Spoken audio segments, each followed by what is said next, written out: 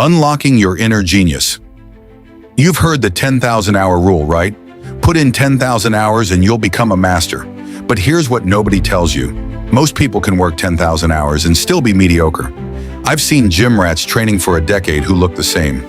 I've seen entrepreneurs grinding for years making no progress. And I've seen students studying their entire lives and barely passing. So what's the difference between these people and actual geniuses? It's not talent. It's not luck. It's deliberate practice. And today I'm breaking down the exact science behind it. Let's kill a myth right now. You're not born a genius. You don't wake up one day with some magical talent that nobody else has. That's a fantasy that keeps weak men weak. Malcolm Gladwell popularized the 10,000-hour rule, and while it's not completely wrong, it's dangerously incomplete. The problem is that most people interpret it as, just put in the hours and you'll win. That's false. I can work 10,000 hours doing the same thing wrong, and I'll just become really good at doing it wrong. You ever see someone at the gym doing the same terrible form on bench press for 5 years? They've put in thousands of hours, but they're not getting stronger.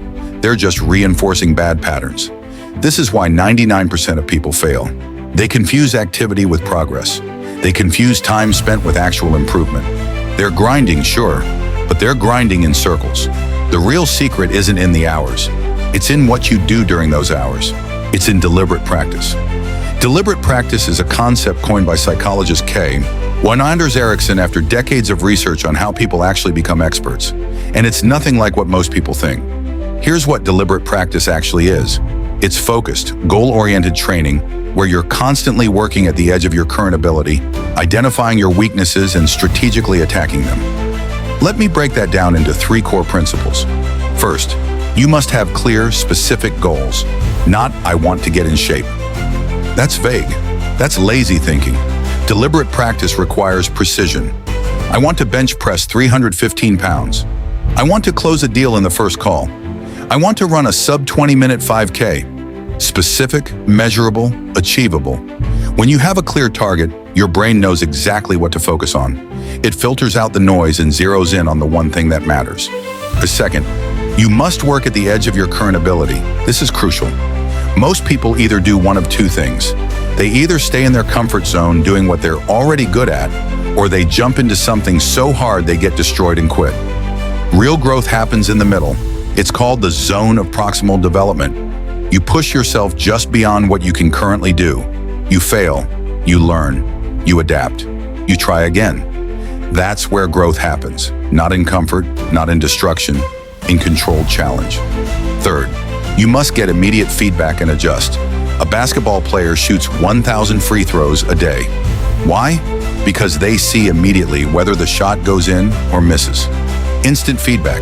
They adjust their form, their angle, their follow-through. They try again. But most people never get this feedback. And they're working blind. They're hoping they're improving, but they have no idea. That's why coaches, mentors, and systems are so valuable. They give you the feedback you can't see yourself. Here's what happens in your brain during deliberate practice. When you're learning something new, you're building new neural pathways. Your brain is literally rewiring itself. At first, this is slow. It's hard. It requires massive conscious effort. You're thinking about every single step. This is why learning feels exhausting. But here's the beautiful part. With repetition and focus, those neural pathways get stronger. What once required 100% of your mental energy now requires 20%. This is called automaticity. Your brain has automated the skill. That's why elite performers can do extraordinary things seemingly effortlessly. A world-class pianist plays a complex piece without thinking. A pro fighter reacts in milliseconds. A top salesman closes deals with ease. They're not geniuses. Their brains have simply automated the process through deliberate practice. But, and this is important, automaticity is also where most people get stuck. Once something becomes automatic, they stop pushing. They stop improving. They plateau. Real masters never stop pushing. They automate the basics, then they identify new weaknesses and attack those. They're constantly at that edge of their ability. So how do you actually apply this? Here's the 4-step system to unlock your inner genius in any area of your life. Step 1, choose your domain. Pick one area, not 10. 1, your business, your fitness, your relationships, your skill. Pick one and commit to mastering it through deliberate practice. Step 2, Get crystal clear on your goal, not be better. Specifically better at what? Write it down. Make it measurable. Increase my bench press by 50 pounds in 6 months. Master sales objection handling. Improve my body composition by 10 pounds of muscle. Specific. Step 3. Identify your weaknesses relentlessly. This requires honesty. Film yourself. Get feedback from people better than you. Study yourself critically. Where are you breaking down? Where are you failing? That's where the gold is. Most people ignore their weaknesses. They practice what they're already good at because it feels good. Real masters attack their weaknesses with ferocity because that's where growth lives. Step 4. Design your practice sessions strategically. Don't just grind mindlessly. A design practice that targets your specific weaknesses. Work at that edge of your ability. Get feedback. Adjust. Repeat. A guitarist learning a difficult passage doesn't play the whole song over and over. They isolate the hard part, play it slowly, perfectly, then gradually speed it up. That's deliberate practice. An entrepreneur struggling with sales doesn't just make calls hoping something sticks. They record calls, analyze where they lose prospects, role-play those specific scenarios, then test again.